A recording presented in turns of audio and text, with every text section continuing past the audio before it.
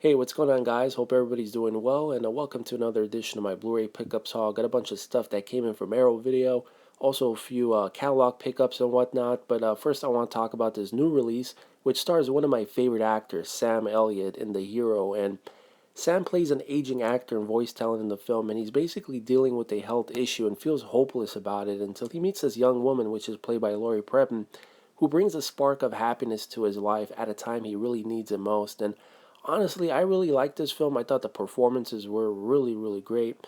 And, Sam Elliott gave a powerhouse performance. He definitely did. And you can tell he really enjoyed playing the role. Although the story is somewhat depressing, but fans of Sam should definitely check it out. And honestly, I wouldn't be surprised if he gets nominated. And with this Blu-ray edition, you get a few special features. You get an audio commentary with the writer-director Brett Haley and also Sam Elliott, which I highly recommend. A really nice commentary track.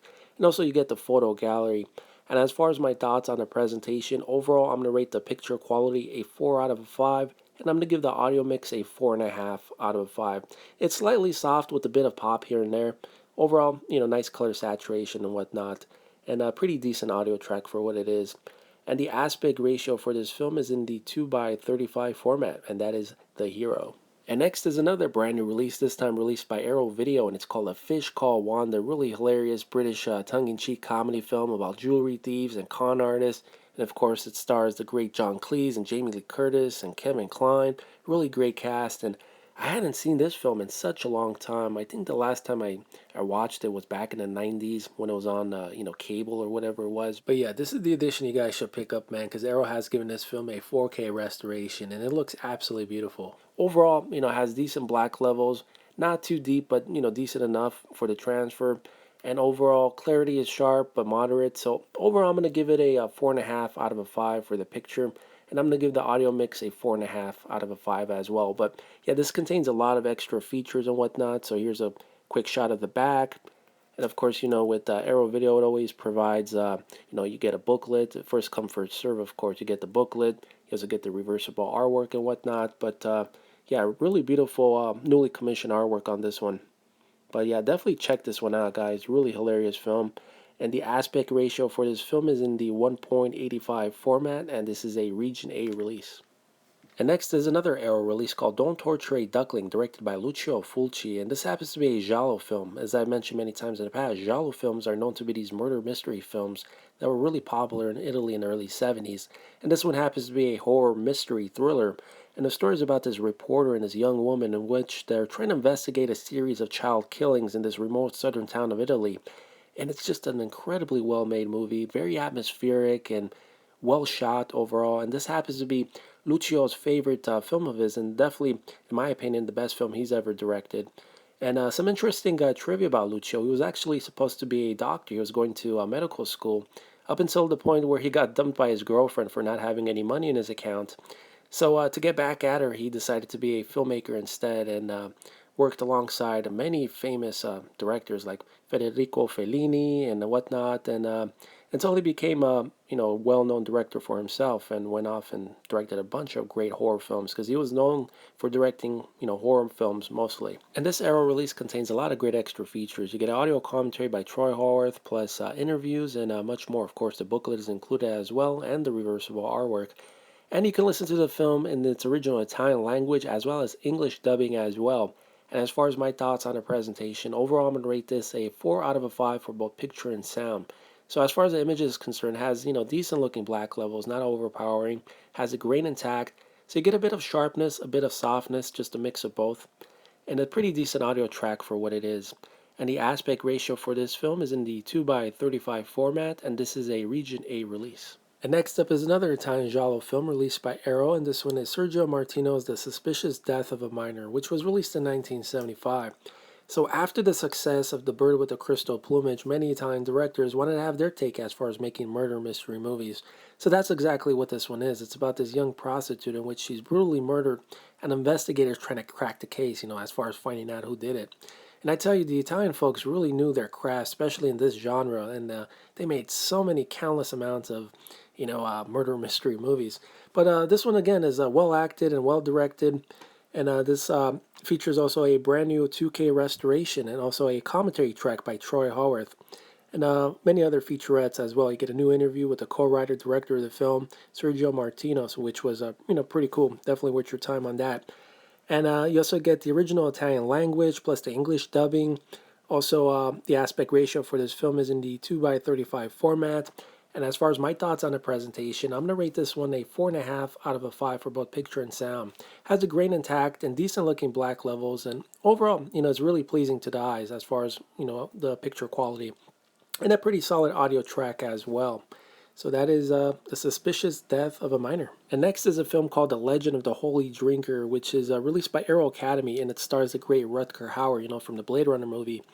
And it's a relatively simple story. It's about this homeless man who has like a big time alcohol problem, and he's in debt. He's trying to return the money and gets involved in crazy shenanigans along the way. Really interesting film and beautiful looking cinematography, I must add, and a pristine presentation. And Arrow Academy have given this film a new 4K restoration, which looks absolutely breathtaking. It's really sharp, excellent looking black levels. You're going to be quite pleased how great this presentation looks. So I'm going to give the image quality a 5 out of a 5 for this one, and 4.5 out of a 5 for the sound.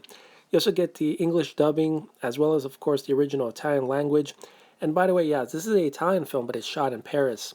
And it's directed by the great Ermanno Olmi. So really beautiful 4K restoration. And as far as special features, you get a brand new interview with actor Rutger Hauer, which was recorded exclusively for this release, plus an interview with the screenwriter as well.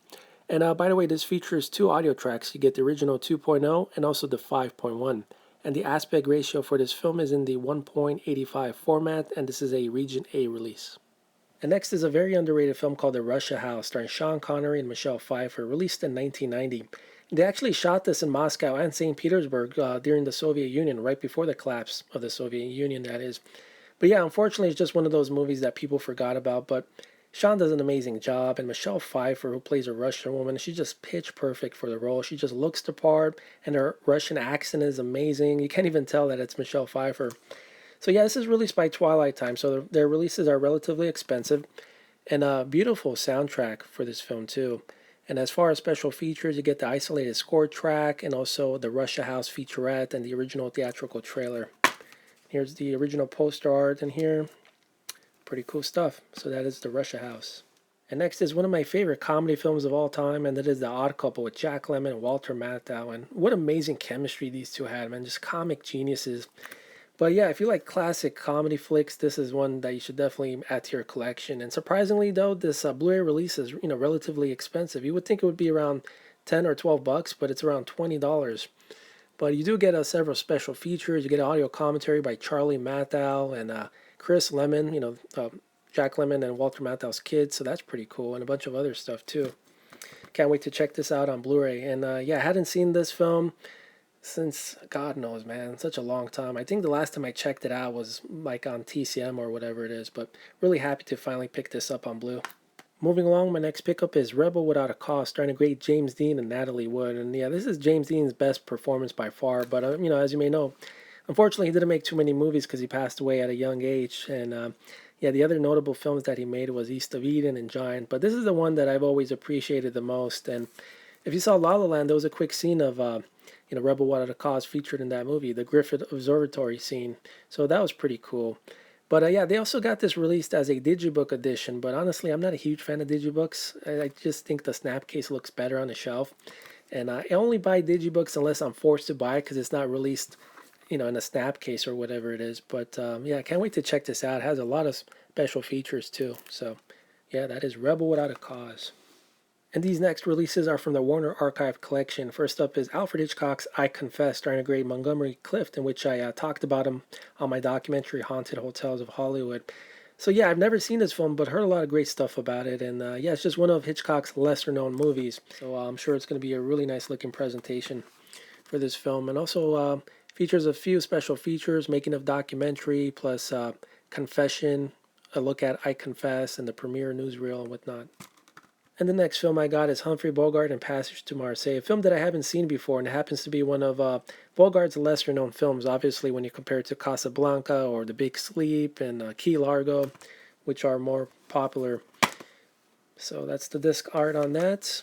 And this one features quite a few special features, so I can't wait to check it out after I see the movie.